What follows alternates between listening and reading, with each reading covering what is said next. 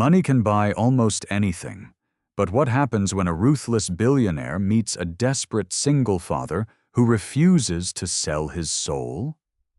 When real estate magnate Vanessa Adler slid a blank check across a splintered kitchen table, she expected tears of gratitude. Instead, Afton Johnson tore it to pieces. What she did next didn't just break the rules of business, it shattered lives, exposed dark secrets, and left an entire city utterly speechless. This is a story of power, pride, and the ultimate price of love. The scent of pine sawdust and old motor oil was the only perfume Afton Johnson had known for 3 years. Standing in his dimly lit garage, the 34-year-old carpenter ran a heavily calloused thumb over the edge of a mahogany dining chair he was restoring. The wood was smooth, flawless, a stark contrast to the fractured reality of his everyday life. Afton's phone vibrated against the workbench, the harsh buzzing rattling a loose box of nails. He didn't need to look at the screen to know who was calling. It was the billing department at Providence Grace Hospital. It was always Providence Grace. He wiped his hands on his denim apron, taking a deep breath before swiping the screen. Afton speaking. "Mr. Johnson, this is Brenda from Patient Accounts." The voice on the other end was sympathetic but firm. "I'm calling about Lily's outstanding balance. We need a minimum payment of $4,000 by Friday, or we cannot proceed with the pre-operative scans for her spinal fusion." Afton closed his eyes, leaning his weight against the workbench. "Brenda, I get paid for a massive restaurant remodel next Tuesday. I can give you the $4,000 then. Just give me the weekend." "I'm sorry, Afton. The new network policies are strict. Friday by 5 p.m. or her appointment is canceled." The line went dead. Afton stared at the phone, the screen reflecting his exhausted face. Dark circles under his hazel eyes, an unruly shadow of a beard, and a jaw set tight with chronic stress. Inside the small, drafty Venesan home attached to the garage, his 7-year-old daughter, Lily, was watching television. She wore a rigid plastic torso brace that peeked out from beneath her oversized sweater, a medical necessity to keep her severely curving spine from crushing her lungs. She was a bright, fiercely optimistic child who had inherited her mother's copper hair and her father's stubborn resilience. Her mother, Claire, had died in this very house 3 years ago from a sudden aneurysm. The house at 402 Elm Street was all Afton and Lily had left of her. Every scuff on the hardwood floor, every pencil mark on the doorframe charting Lily's growth, was a testament to the family they had been. 3 miles away, in a penthouse boardroom overlooking the Seattle skyline, Vanessa Adler was also looking at 402 Elm Street, though in a drastically different context. Vanessa, the 42-year-old CEO of Adler Holdings, stood impeccably dressed in a tailored charcoal Tom Ford suit. Her ash-blonde hair was pulled back into a severe chignon, emphasizing the sharp, aristocratic lines of her face. She was a woman who did not ask for the world. She simply bought it. Spread out on the massive glass conference table before her was a digital topographic map of the Oak Creek district.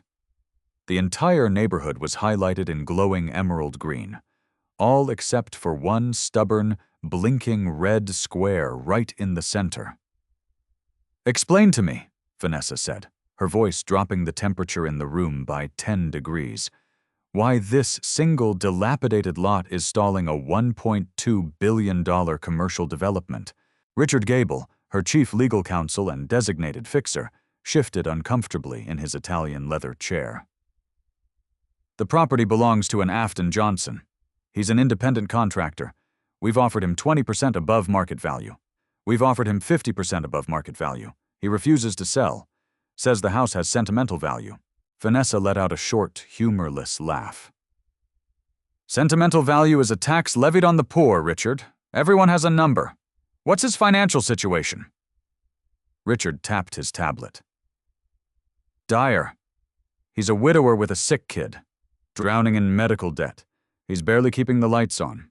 Vanessa's eyes narrowed, locking onto the blinking red square. The Apex Project was her legacy.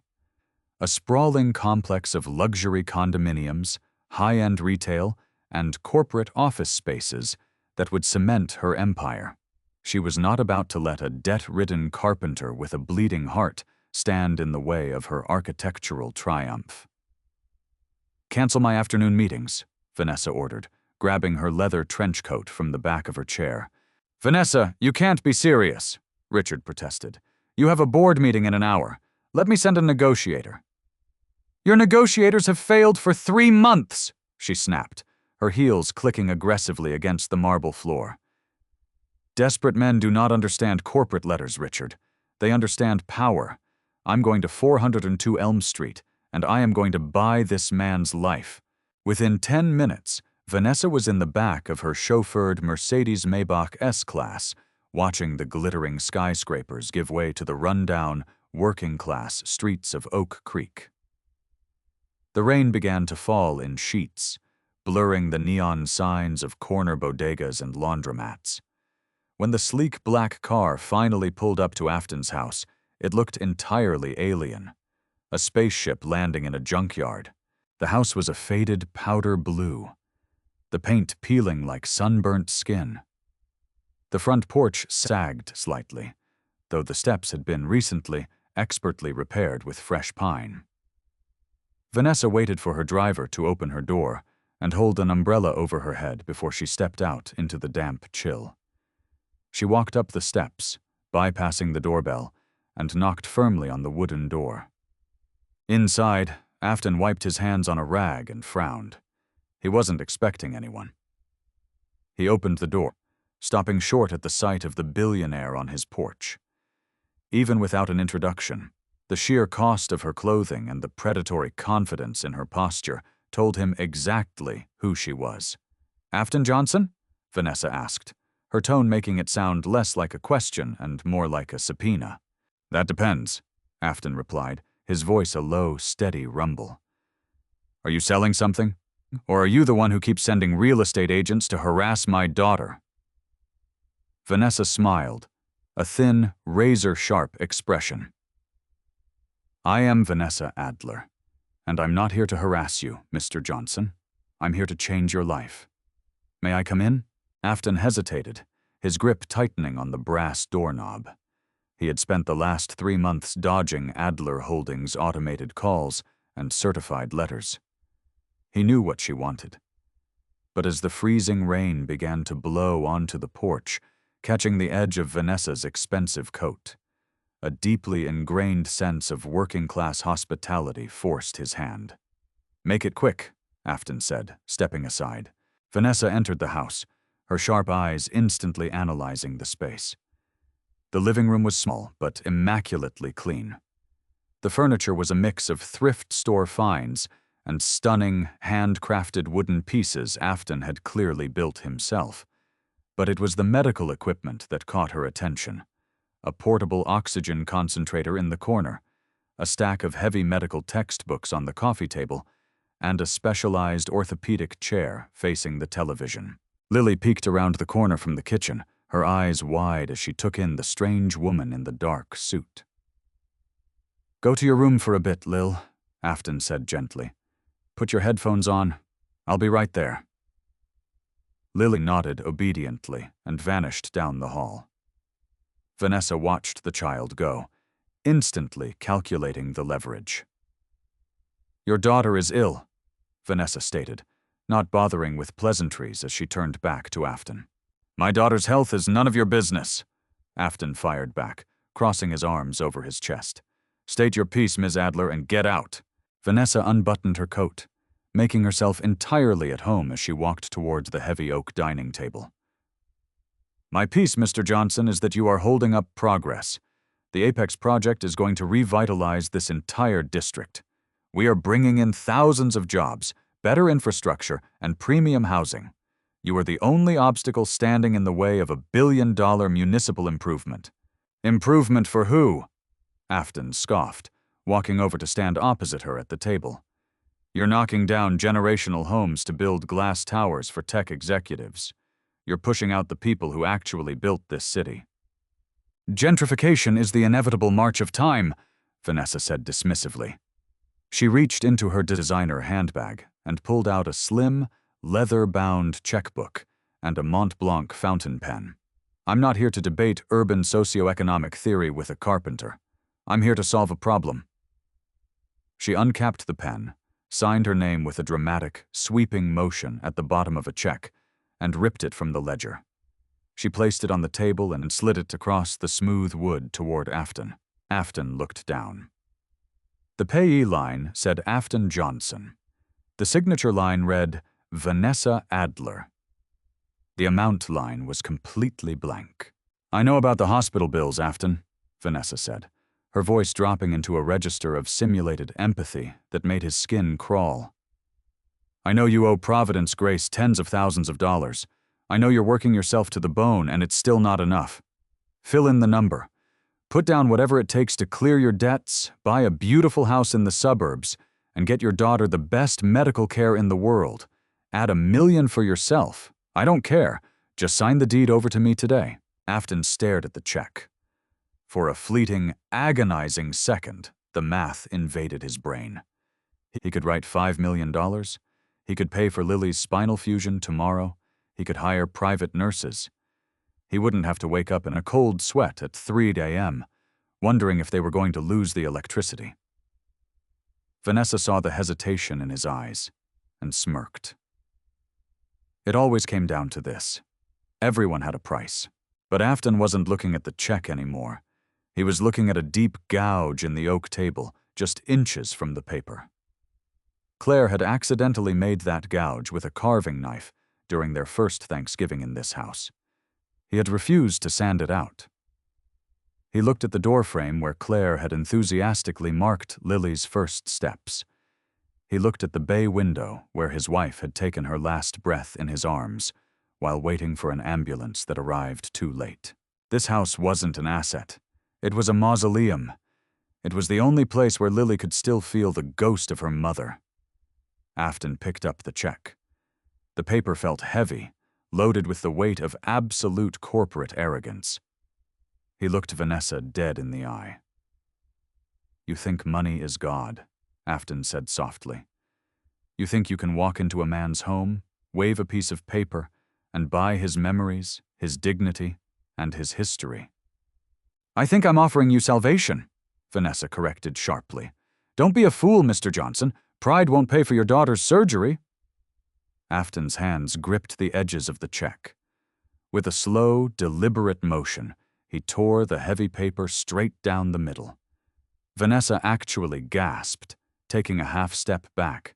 Afton placed the torn pieces back on the table, right over the gouge Claire had made. My daughter's memories aren't for sale, and neither am I. You can build your glass towers around me, Miss Adler, but you will never own this land. For a moment, the room was suffocatingly silent. Vanessa stared at the torn pieces of the blank check. In her 20-year career, no one, not rival CEOs, not corrupt politicians, not foreign dignitaries, had ever rejected a blank check. The absolute audacity of this working-class nobody rejecting her charity sent a shockwave of pure, unadulterated rage through her veins. Her meticulously crafted mask of corporate civility shattered, her face flushed, and her jaw tightened until the muscles ticked. You have no idea what you've just done, Vanessa whispered, her voice vibrating with malice. I think I do, Afton said, stepping towards the front door and pulling it open, letting the freezing rain whip into the hallway. Get off my property. Vanessa buttoned her coat, her eyes locking onto Afton's with a predatory glare. I tried to treat you with grace, Afton. I tried to give you a golden parachute, but if you want to play a game of attrition with a billionaire, you will lose. I will take everything from you, and when you finally come crawling to me, begging me to buy this rotting shack, the price will be $0. She walked out into the rain, not waiting for her driver's umbrella. Afton slammed the door shut, locking it. He leaned against the wood, his heart hammering against his ribs. He had kept his pride, but as he listened to the massive engine of the Maybach roar to life and speed away, A cold knot of dread formed in his stomach. By 8 a.m. the following morning, the wrath of Vanessa Adler was already descending upon Afton's life like a synchronized military strike. Afton was in his truck, pulling into the parking lot of the Rusty Anchor, a massive seafood restaurant he had been contracted to renovate. It was a 3-month job that was supposed to keep his family afloat through the winter. As he stepped out of his truck, tool belt slung over his shoulder, the restaurant owner, a usually jovial man named Marcus, intercepted him in the parking lot. Marcus looked physically ill. "Afton, stop. Don't unload the gear," Marcus said, rubbing his face nervously. Afton paused, the heavy wooden toolbox in his hands. "What's going on, Mark? I was going to start framing the new bar today." "You're off the job, Artie. I'm sorry. I have to terminate the contract." Afton felt the ground tilt beneath his work boots. "What? Why? We signed the paperwork last month. I've already bought the lumber." Marcus wouldn't meet his eyes. He looked down at the wet pavement. "My business loan for this renovation is through Vanguard National Bank. I got a call this morning from a vice president at the bank. They said if I keep you on as the lead contractor, they are calling in my loan immediately. They said you're considered a high-risk liability." "A liability?" Afton's voice rose, desperation creeping in. "Marcus, Vanguard National is owned by Adler Holdings. This is Vanessa Adler. She's trying to starve me out because I won't sell my house." "I know, Artie. I know," Marcus pleaded, looking miserable. "But if they call in my loan, I lose my restaurant. I lose everything. I can't fight $1 billion corporation for you. I'm so sorry." Marcus handed Afton an envelope containing a meager kill fee check and walked away. Afton stood in the parking lot, the rain soaking his jacket, realizing the terrifying reach of the woman he had humiliated. When Afton returned home at noon, his nightmare escalated. A white city utility van was parked on his curb. 2 men in hard hats were taping a bright orange notice to his front door. "Hey, what are you doing?" Afton yelled, sprinting up the driveway. The older inspector turned, clipboard in hand. "Are you the homeowner? We're with the City Department of Buildings and Code Enforcement. We received an anonymous, expedited tip regarding severe structural and zoning violations on this property." "Violations? I'm a licensed contractor. This house is completely up to code." "Not according to the new municipal guidelines drafted last quarter," the inspector said flatly, pointing to the garage. "Your workshop is operating as an unzoned commercial entity in a residential sector. Furthermore, the structural integrity of your roof doesn't meet the new seismic requirements. We're issuing an immediate stop work order on your business, and you have 30 days to bring the main structure up to code, or the city will condemn the property." Afton ripped the orange paper off his door, his hands shaking with rage. The estimated costs for the mandated repairs listed on the notice exceeded $90,000. Vanessa wasn't just squeezing his income. She was weaponizing the city government against him.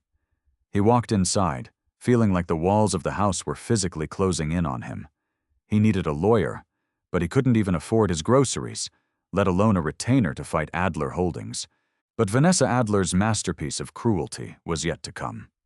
At 3 p.m., Afton's phone rang. It was Brenda from Providence Grace Hospital. Afton answered immediately, his voice desperate. "Brenda, please, I lost my job today. I need more time. Just put Lily on a payment plan, I beg of you." "Mr. Johnson?" Brenda's voice wasn't just firm today. It was shaking, laced with genuine fear. "I'm not calling about the $4,000. I'm calling about the surgery." "What about it?" Afton's chest tightened. "Lily's surgery for next month has been canceled, and her entire charity care file has been revoked. The hospital is discharging her from our specialized orthopedic program entirely." Afton stopped breathing. The room spun. "You can't do that. It's illegal. She needs that spinal fusion or her organs will be compromised. The charity care was approved by the board 6 months ago." "The board has been dissolved, Mr. Johnson," Brenda whispered into the phone, sounding as though she were afraid of being overheard. "As of midnight last night, Providence Grace Health Network was subject to a hostile takeover. We were bought out by a private equity firm. Afton's blood ran cold. What firm? Adler Health Initiatives. It's a subsidiary of Adler Holdings, Brenda stammered. A new administrator came in this morning. They flagged your file specifically. They said you have a high-value real estate asset that you are refusing to liquidate to pay for your child's care. Therefore, you do not qualify for financial aid. I'm so sorry, Afton. My hands are tied. They said you need to liquidate your assets. The phone slipped from Afton's hand, clattering onto the hardwood floor.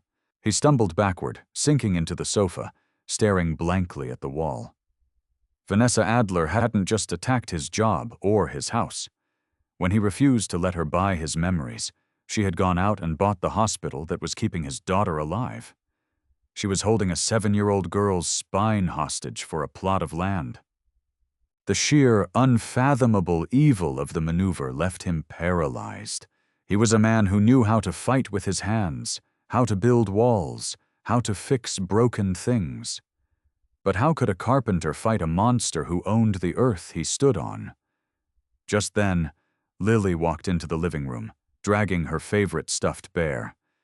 She looked up at her father, her bright eyes noticing the despair etched into every line of his face. "Daddy?" she asked softly. "Are you okay? Is the bad lady coming back?" Afton looked at his daughter, at the rigid plastic brace digging into her small shoulders. The anger that had been simmering in his chest suddenly crystallized into something entirely different. It wasn't panic anymore. It was a cold, absolute resolve. Vanessa Adler wanted to push him to the edge of the abyss, assuming he would surrender and jump. She didn't realize that Afton Johnson had nothing left to lose, and a man with nothing to lose was the most dangerous creature on the planet. "No, baby," Afton said, his voice dropping to a terrifyingly calm whisper. "The bad lady isn't coming back here. I'm going to her." For 3 days, the house at 402 Elm Street was a fortress of absolute silence. Afton did not call the hospital back. He did not attempt to contact Adler Holdings. He did not even step foot outside his front door. To the outside world, and to the corporate spies Vanessa Adler undoubtedly had watching the property, it appeared that the desperate single father had finally broken under the crushing weight of his reality. But inside the house, Afton was not breaking. He was working. Afton was a master carpenter and a seasoned contractor. He understood how things were built, but more importantly, he understood how things were hidden. He knew that billion-dollar corporations did not act with such reckless, scorched earth urgency over a simple delay in a construction timeline. Vanessa Adler's reaction to his refusal wasn't just arrogant. It was panicked. There was a reason she needed this specific piece of land, and she needed it before the city's new municipal zoning inspections took full effect next month. On the 4th night, after tucking Lily into bed and adjusting her brace, Afton walked into his garage.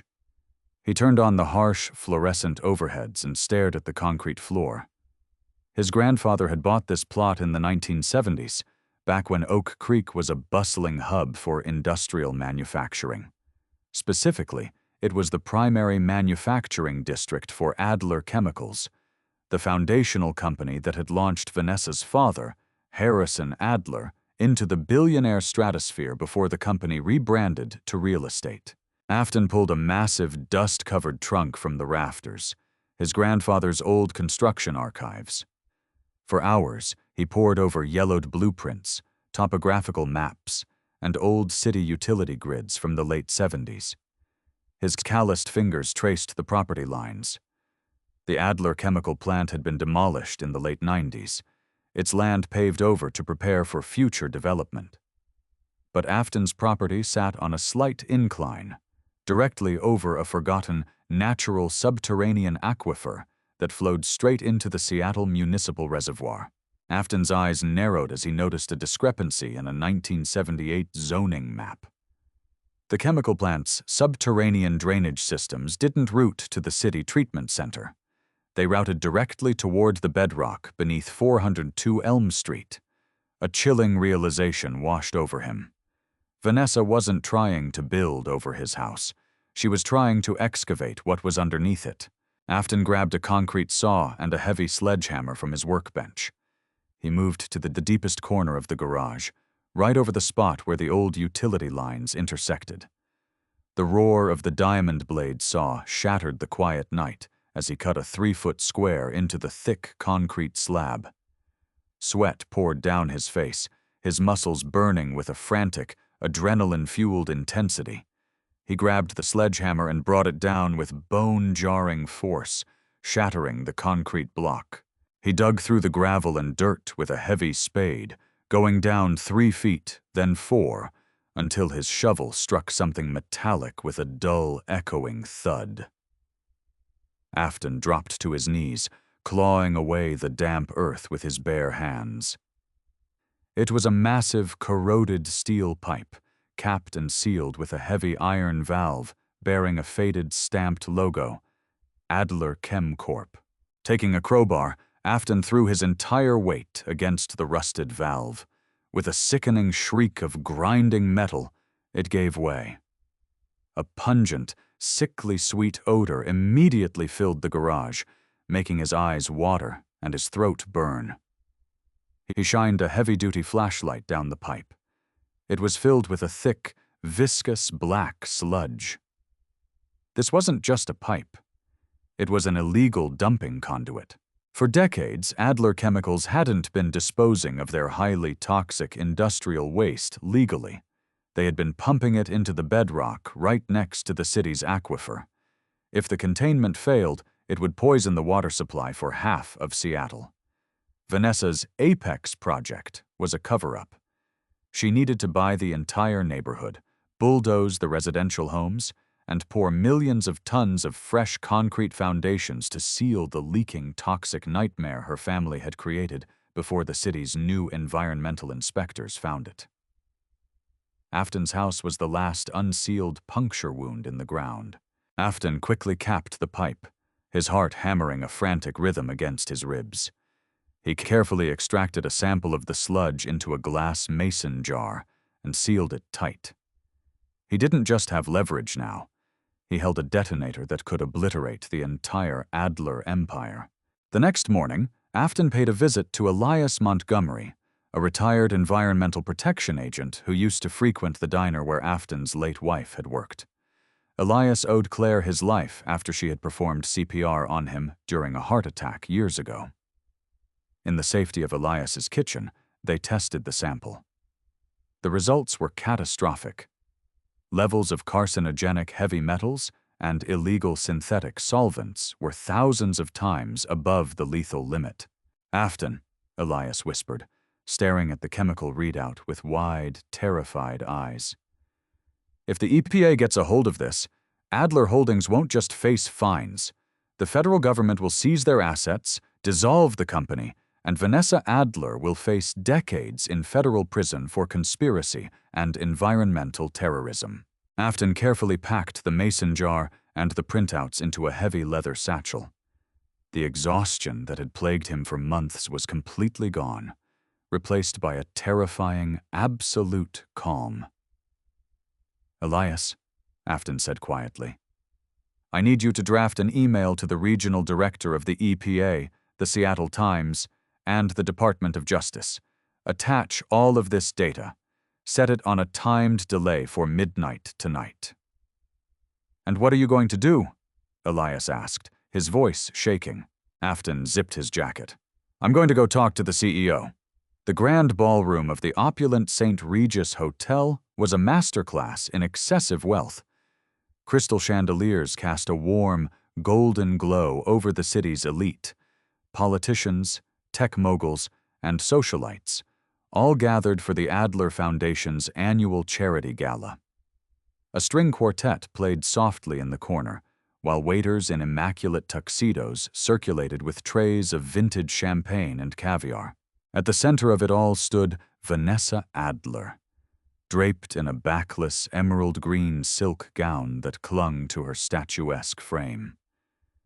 She was holding court, laughing softly at a joke made by the city's mayor. She felt entirely untouchable. Her acquisition of Providence Grace Hospital had been a masterstroke of ruthless efficiency. By now, the stubborn carpenter in Oak Creek would be drowning in despair. She fully expected him to come crawling to her corporate lobby by Monday morning, willing to sell his soul for pennies. "Excuse me, Mayor," Vanessa smiled, touching the politician's arm lightly. "I need to step into the VIP lounge to review my keynote speech. I'll be back shortly." Vanessa glided out of the ballroom, flanked by two towering private security guards.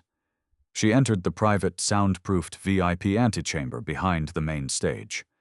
The room was lined with velvet sofas and mirrored walls. "Wait outside the doors," she instructed her guards, stepping into the room and letting the heavy oak doors click shut behind her. She walked over to a silver tray to pour herself a glass of sparkling water, closing her eyes for a brief moment of quiet triumph. "It's a beautiful dress, Vanessa. Must have cost a fortune." Vanessa's eyes snapped open. The glass slipped from her fingers, shattering against the marble floor. Sitting in the shadows on a plush velvet sofa, wearing a dark, unassuming suit that managed to look completely out of place in the opulent room, was Afton Johnson. For the first time in her adult life, genuine panic spiked in Vanessa's chest. She instinctively reached for the panic button on her phone, but Afton's voice stopped her dead. "I wouldn't do that," Afton said, his voice entirely devoid of anger. It was quiet, steady, and infinitely more terrifying because of it. "If your guards come in, or if I am arrested, an email goes out to the Department of Justice, the EPA, and every major news outlet on the West Coast." Vanessa's hand hovered over her phone. She recovered quickly, forcing a mask of cold arrogance onto her face. "How did you get in here? You are trespassing. I don't know what kind of delusional threat you think you're making, but you are out of your depth, Mr. Johnson." Afton stood up slowly. He didn't look like a defeated, desperate father anymore. He moved with the quiet confidence of an apex predator who had just locked the cage from the inside. He placed the heavy leather satchel on a glass coffee table and unbuckled it. "I framed this ballroom 5 years ago," Afton said casually. "I know where the service elevators are, and I know which fire exits have blind spots from the security cameras. You see, I build things, Vanessa. I understand foundations, which brings us to the foundation of the Apex project."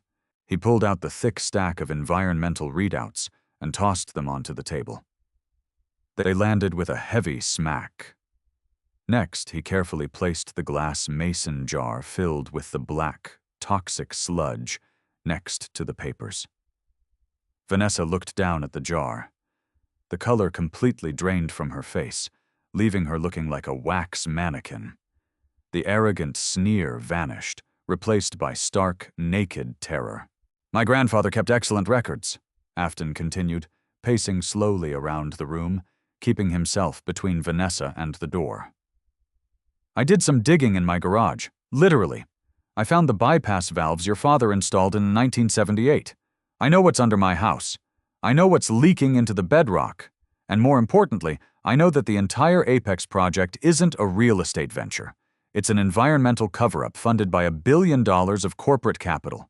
Vanessa stared at the black sludge, her breath catching in her throat. Her mind raced, calculating trajectories, legal loopholes, and defense strategies, but she found nothing. The evidence was physical, it was irrefutable, and it was sitting right in front of her. "What do you want?" Vanessa rasped, her voice losing all its commanding power. She sounded small, cornered. "How much?" "Name your price, Afton. I will give you anything you want. 50 million, 100 million. I can wire it to an offshore account tonight." Afton stopped pacing. He looked at the woman who had tried to destroy his child's life with a flick of her pen. He felt a deep, profound disgust, but also a dark sense of satisfaction. The mighty Vanessa Adler was finally on her knees. "I told you once before," Afton said, his hazel eyes burning into hers. "My family is not for sale." "Then what do you want?" she practically screamed, the aristocratic composure completely shattering. "You want to ruin me? You want to send me to prison? If Adler Holdings goes under, thousands of people lose their jobs. The city's economy takes a massive hit. You'd be destroying lives. Don't you dare lecture me about destroying lives! Afton stepped forward, closing the distance between them until he was inches from her face. Vanessa shrank back against the table. You bought a hospital just to deny a 7-year-old girl a life-saving surgery. You weaponized a city government against a working man. You are a parasite in a silk dress. He pointed to the documents on the table. Here is what is going to happen, Vanessa. Tomorrow morning, Adler Health Initiatives is going to issue a public statement permanently reinstating the charity care program at Providence Grace Hospital. You are going to fully fund the pediatric orthopedic wing in perpetuity. My daughter's surgery will happen on Tuesday, with the best surgeons on the continent, fully paid for. Vanessa swallowed hard, nodding frantically. Yes, done. I'll make the calls right now. I'm not finished, Afton said, his voice dropping to a gravelly whisper. You are going to quietly cancel the Apex project. You are going to self-report an accidental discovery of historical toxins on your land to the EPA, and you are going to fund the billion-dollar environmental cleanup out of your own personal liquid assets, not the company's bottom line. You're going to bleed your own fortune to fix the poison your family put in the ground. If I self-report, I lose everything, Vanessa whispered, tears of genuine panic welling in her eyes. My reputation, my fortune, the board will oust me. Afton leaned in closer. If you don't self-report by 9 a.m. on Monday, I release the evidence proving you knew about it and tried to cover it up with the Apex development. The choice is yours, Vanessa. Lose your fortune and keep your freedom, or lose both and rot in a federal cell. Afton picked up the mason jar and placed it firmly into Vanessa's trembling hands. Consider this as a blank check, Ms. Adler, Afton said coldly. Fill it out however you want. The heavy oak doors of the VIP lounge remained shut for a full hour after Afton Johnson walked out. Outside, the string quartet continued to play Mozart, and the city's elite continued to sip vintage champagne, completely oblivious to the fact that the reigning monarch of Seattle's real estate empire had just been dethroned by a man with dirt beneath his fingernails. Vanessa Adler stood alone in the center of the room, clutching the glass mason jar filled with toxic black sludge. Her knuckles were white, her breathing shallow and erratic. The cold, heavy reality of the jar was an anchor dragging her straight to the bottom of the ocean.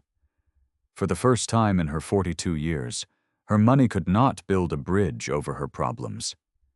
She pulled her diamond-encrusted phone from her clutch and dialed with trembling fingers. "Richard," she rasped the moment her chief legal counsel answered. "I need you to pull every resource we have. Cybersecurity, private intelligence, everything. We have a catastrophic breach." "Vanessa, it's past midnight. What's going on?" Richard Gable's voice was thick with sleep, but the sheer panic in his boss's tone snapped him awake. "Afton Johnson knows about the aquifer," she hissed, pacing the length of the mirrored room like a caged panther. "He dug up the old Adler ChemCorp dumping conduits beneath his property. He has soil samples, fluid samples, and original blueprints. He set up a dead man's switch with an automated email blast to the EPA, the DOJ, and the press. We have until Monday morning to capitulate, or he hits the detonator." Dead silence echoed over the line. When Richard finally spoke, his voice was hollow. "Vanessa, if he has the physical samples and historical blueprints, there is no legal defense. The EPA won't just fine us, they will trigger the Superfund Act. The federal government will freeze every asset Adler Holdings possesses. You will face criminal negligence and environmental terrorism charges. How did he bypass our surveillance?" "I don't care how he did it!" Vanessa screamed, hurling her clutch across the room where it smashed against a velvet sofa. "I need you to hack his servers. Find the IP address of the dead man's switch and shut it down. Send someone to his house to confiscate the evidence. Do whatever it takes." "Vanessa, listen to me," Richard said, his tone shifting from subservient to brutally realistic. "If this system was set up by someone who knows what they are doing, Trying to hack it could trigger an immediate fail-safe release. If we send operatives to his house and they are caught, we add conspiracy and breaking and entering to federal environmental crimes. It's over. Vanessa collapsed onto the sofa, the emerald silk of her gown pooling around her. I cannot self-report. The board will strip me of my title. The cleanup costs will wipe out my personal liquidity. I will be ruined. You will be alive, and you will not be in a federal penitentiary, Richard replied quietly. Make the call, Vanessa. Surrender. The weekend was a suffocating blur of agonizing defeat. By Sunday evening, the impenetrable fortress of Adler Holdings was in absolute chaos behind closed doors. Vanessa was forced to sit at the head of her glass conference table, surrounded by her horrified board of directors, and confess the sins of her father. The outrage was instantaneous. The board did exactly what Afton had predicted. They demanded her immediate resignation to shield the company's stock from the impending fallout. On Monday morning, at exactly 8 a.m., the local news networks interrupted their regular broadcasts. Standing behind a podium at the Adler Holdings corporate headquarters, looking pale and noticeably older, without her signature mask of predatory confidence, Vanessa Adler read a prepared statement. Effective immediately, Adler Holdings is indefinitely suspending the Apex project in the Oak Creek district, Vanessa read, her voice tight, every word tasting like battery acid. During preliminary site evaluations, we uncovered historical soil contamination dating back to the late 1970s. In accordance with federal law, I have personally contacted the Environmental Protection Agency to self-report this hazard. Furthermore, I will be stepping down as CEO of Adler Holdings, and I will be personally funding the entirety of the environmental remediation out of my private estate. The press pool erupted into a frenzy of shouting reporters and flashing cameras, but Vanessa didn't stop reading. She had one more mandate to fulfill. Additionally, she continued, her eyes burning as she stared directly into the main television camera, knowing Afton Johnson was watching. Adler Health Initiatives recognizes the vital importance of community care. We are permanently reinstating the charity medical program at Providence Grace Hospital, fully funding the pediatric orthopedic wing in perpetuity. Across the city, sitting in his small living room with the television volume turned up, Afton let out a long, shuddering breath. The suffocating weight that had been crushing his chest for months finally lifted. He looked over at Lily, who was sitting on the rug, coloring in a book, completely unaware that her father had just brought down a billionaire to save her life. The next day, Lily was admitted to Providence Grace Hospital. Afton was treated not as a liability, but with the utmost respect by the hospital staff. The newly appointed head of the orthopedic department personally oversaw Lily's spinal fusion.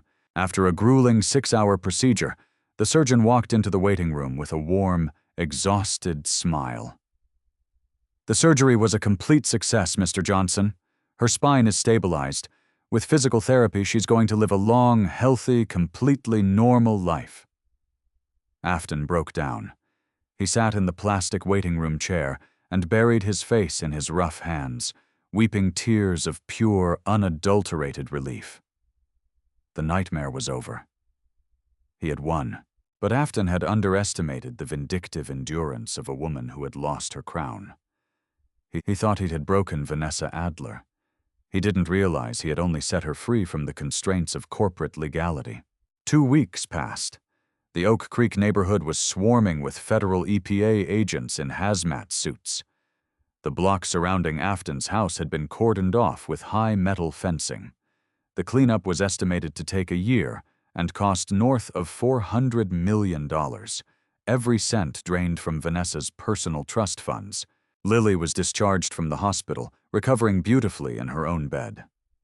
Afton had received a massive influx of contract offers now that the Adler blacklist had been lifted. Life was finally beginning to resemble something beautiful. Until the black SUVs returned to Elm Street, it was a Tuesday afternoon. Afton was in the kitchen, carefully measuring out Lily's post-operative pain medication, when a frantic pounding echoed through the house. He wiped his hands, confused. The EPA agents usually kept to the perimeter. He opened the front door to find two uniformed police officers, a stern-looking woman in a sharp gray pantsuit, and a man wearing a biohazard vest. "Afton Johnson?" the woman asked, holding up a badge.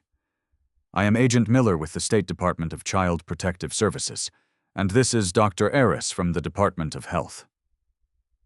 Afton's stomach plummeted. "What's this about?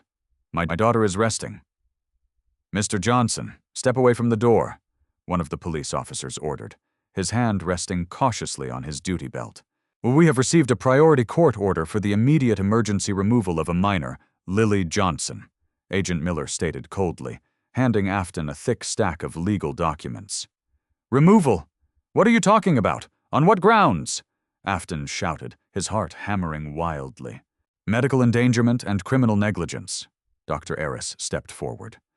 "Mr. Johnson, this entire property has been classified by the federal government as a Level 4 biohazard site due to the heavy metals and carcinogenic solvents in the soil. Yet you have continued to house a medically fragile child who just underwent major surgery directly on top of this toxic zone." Afton's blood ran cold. The realization hit him like a physical blow to the chest. No, the EPA said the house was safe as long as we didn't dig in the garage. I brought the contamination to their attention." "You knew about the contamination," Agent Miller pointed out sharply. "We received an anonymous tip, complete with time-stamped soil samples and your own communications with a former EPA agent, proving you knew this land was lethally toxic weeks ago. Instead of evacuating your daughter, you used the information to blackmail a corporation while keeping her in a poisonous environment. You placed financial leverage above your daughter's safety." "That is a lie!" Afton roared, stepping forward. The two police officers immediately moved in, grabbing his arms and shoving him hard against the doorframe. "Daddy?" Afton twisted his head to see Lily standing in the hallway, wearing her soft pajamas and her new post-operative brace, looking terrified at the sight of the police holding her father. "Lily, it's okay, baby. Go back to your room," Afton pleaded, struggling against the officer's grip. "Lily, sweetheart," Agent Miller said, her voice softening as she walked past Afton and knelt in front of the little girl. "We're going to take you to a very safe, clean place for a little while, okay? Your daddy has some things he needs to sort out with the house." "I don't want to go! I want my dad!" Lily began to cry, clinging to the wall. "Let her go! She just had spinal surgery! You can't do this!" Afton screamed, thrashing wildly. The officers wrestled him down, one of them pulling out a pair of handcuffs. "If you continue to resist, Mr. Johnson, you will be arrested for assaulting an officer, and you will never get custody back," Agent Miller warned, gently but firmly taking Lily's hand and leading her towards the door. "You are barred from contacting her until the family court hearing next month. A social worker will reach out to you." Afton stopped fighting. He couldn't risk going to jail. He was forced to watch, paralyzed by a sickening mixture of rage and terror, as the state agents led his weeping daughter out of her home and placed her into the back of a state vehicle. The car drove away, disappearing down the rain-slicked street, leaving Afton kneeling on his front porch in handcuffs. As the police officers uncuffed him and issued a stern warning before leaving, a sleek, silver Mercedes sedan pulled up to the curb, parking exactly where the state vehicle had just been. The tinted rear window rolled down slowly. Sitting in the back seat, wearing oversized black sunglasses and a trench coat, was Vanessa Adler. Afton slowly stood up, rubbing his bruised wrists. The rage radiating from him was palpable, a violent aura that would have made any normal person speed away. But Vanessa simply smiled, a twisted, hollow expression devoid of any real victory, only sheer, vindictive malice. "You played a very good game of chess, Afton," Vanessa said, her voice carrying over the sound of the idling engine. "You took my company. You took my reputation. You took $400 million of my money." Afton walked slowly down the steps, his eyes locked onto hers like a sniper. "You called CPS. You gave them the soil samples." I told you I was going to take everything from you, Vanessa whispered, lowering her sunglasses to reveal eyes that were bloodshot and completely devoid of empathy. I am a billionaire, Afton. I can hire the best lawyers, private investigators, and shadow operatives in the world. Did you really think you could humiliate me and just walk away to play happy family? I'm going to kill you, Afton stated. It wasn't a threat. It was a simple, absolute fact. Vanessa laughed, a dry, humorless sound. If you do, Lily goes into the foster system permanently. Without you, she's a ward of the state. So no, you aren't going to kill me. You are going to sit in your empty, toxic house, and you are going to realize that when you fight a monster, you have to be willing to lose your soul. I already lost mine decades ago. The window rolled up, sealing her inside the soundproof cabin. The Mercedes pulled away, blending into the Seattle traffic. Afton stood alone on the street, the cold rain beginning to fall once more. Vanessa Adler had flipped the chessboard. She had used the very evidence that saved his daughter's life to rip her away from him. He was a father who had fought the system and won, only to realize the system was rigged by people who wrote the laws in invisible ink. But as Afton walked back into his empty, silent house, he didn't break down. He didn't cry. He walked straight into his garage, bypassing the taped-off hazard zones, and walked over to his heavy metal workbench. He opened the bottom drawer and pulled out a heavy, forged steel wrecking bar. Vanessa thought she had taught him a lesson about power. But she was about to learn a terrifying lesson about a father's love. Afton wasn't going to play chess anymore. He was going to burn the board to the ground. The greatest weakness of billionaires is their absolute certainty that the working class is entirely blind. They believe the people who pour their concrete, wire their security cameras, and clean their floors are merely background noise. Vanessa Adler had spent her entire life stepping over men like Afton Johnson, never realizing that men like Afton held the master keys to her kingdom. Afton did not go to the police. The police were a system, and Vanessa owned the system. Instead, he went to the people who actually ran the city. He drove to a late-night diner on the outskirts of Seattle to meet Elias Montgomery, the retired EPA agent. But Elias wasn't alone. Sitting in the booth were 3 other men, a master electrician, a municipal data archivist, and the foreman of the elite construction crew currently retrofitting Vanessa Adler's private $50 million compound on Mercer Island. They were men who had been laid off, shortchanged, or ruined by Adler Holdings over the years.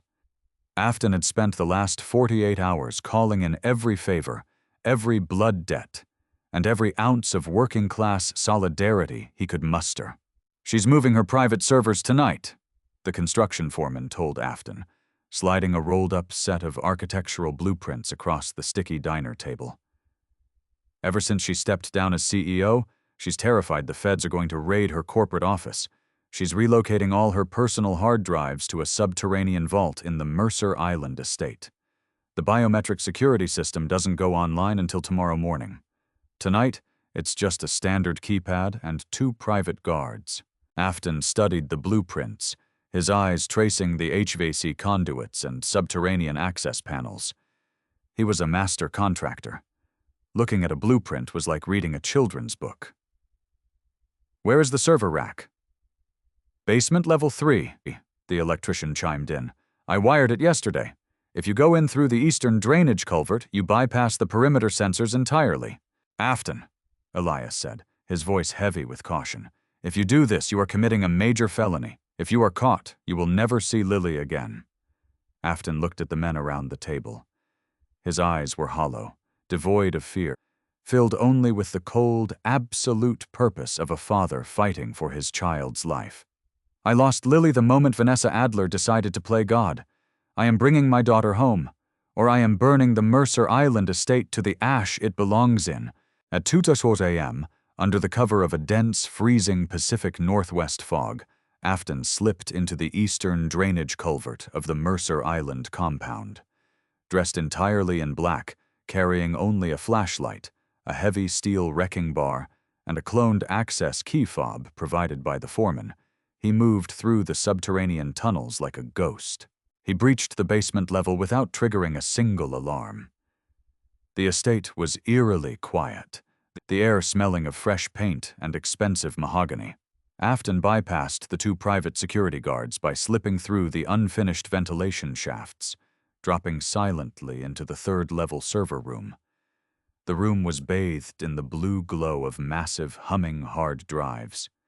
But Afton wasn't alone.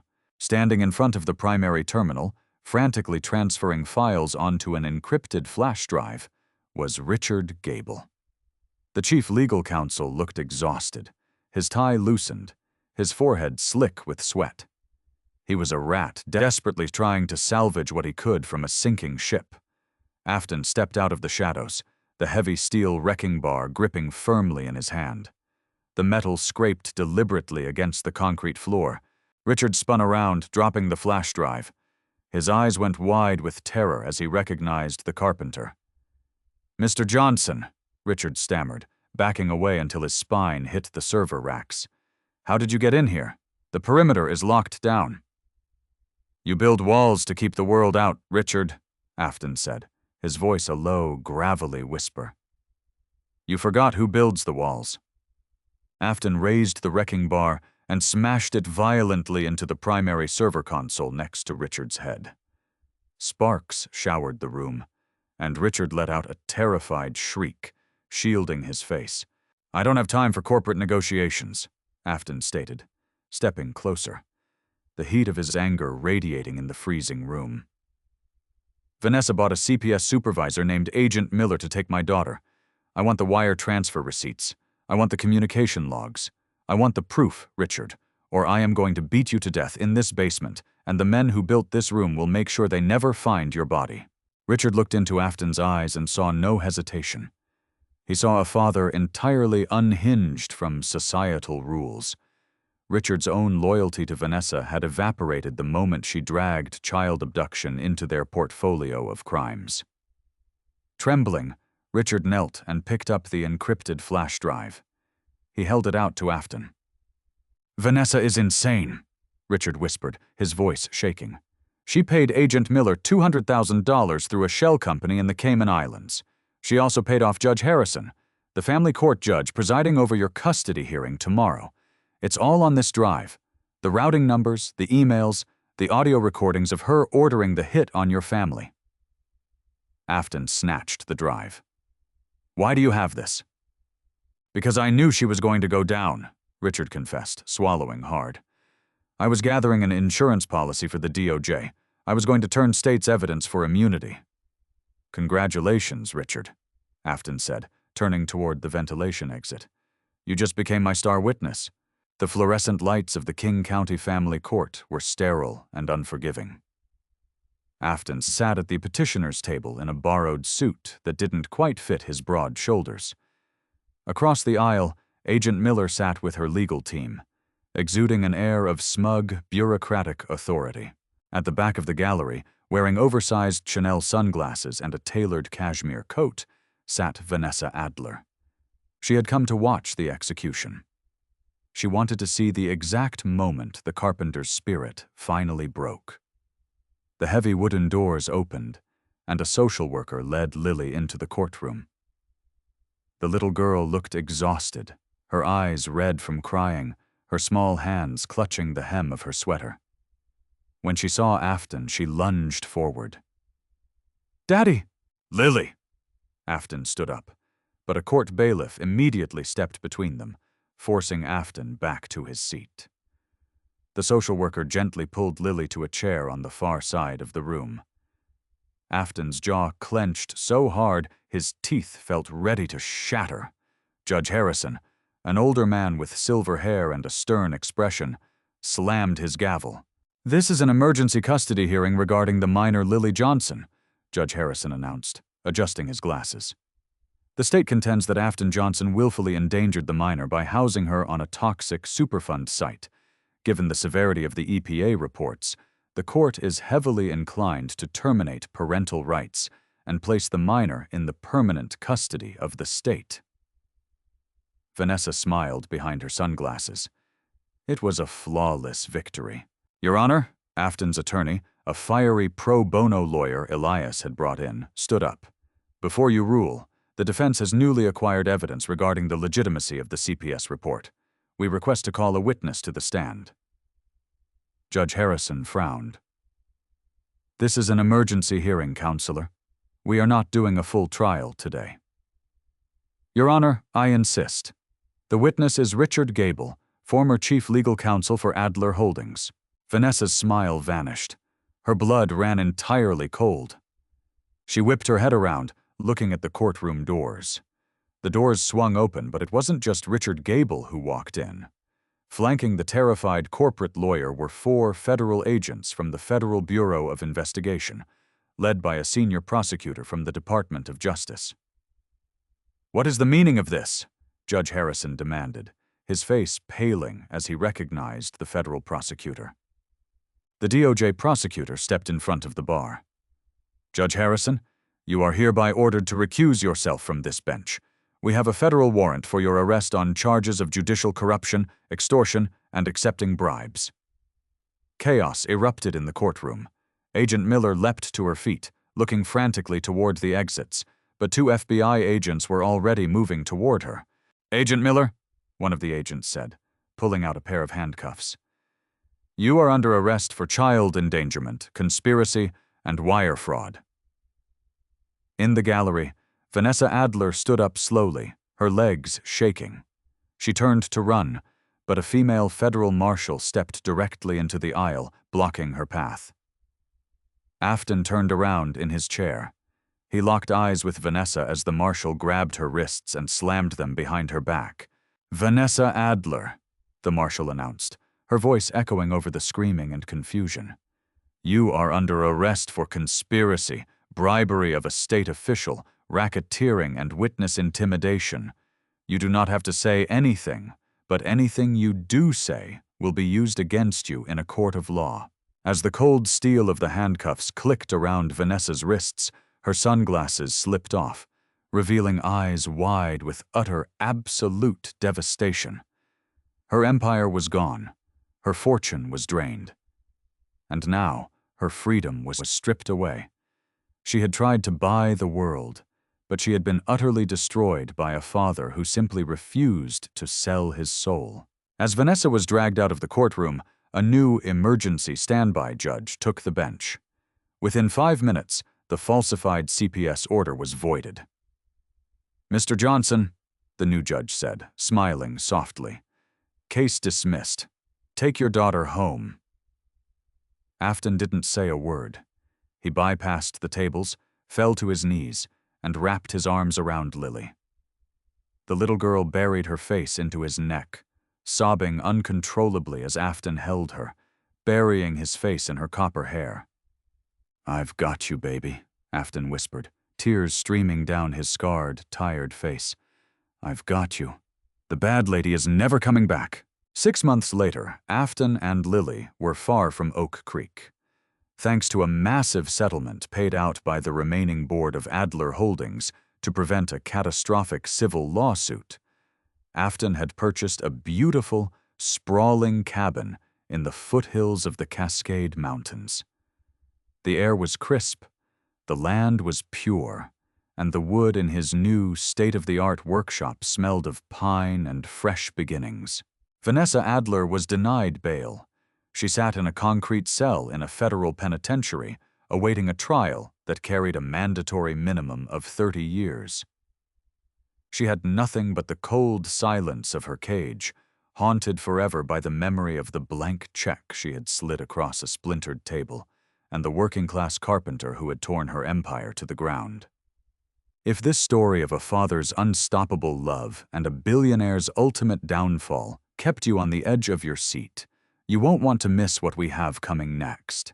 Hit that like button, share this video with your friends to spread the word that no amount of money can buy a parent's love, and make sure to subscribe to our channel for more jaw-dropping, real-life dramas. Ring the notification bell so you never miss an update. Your support helps us bring these incredible stories to life. Drop a comment below. What would you have done?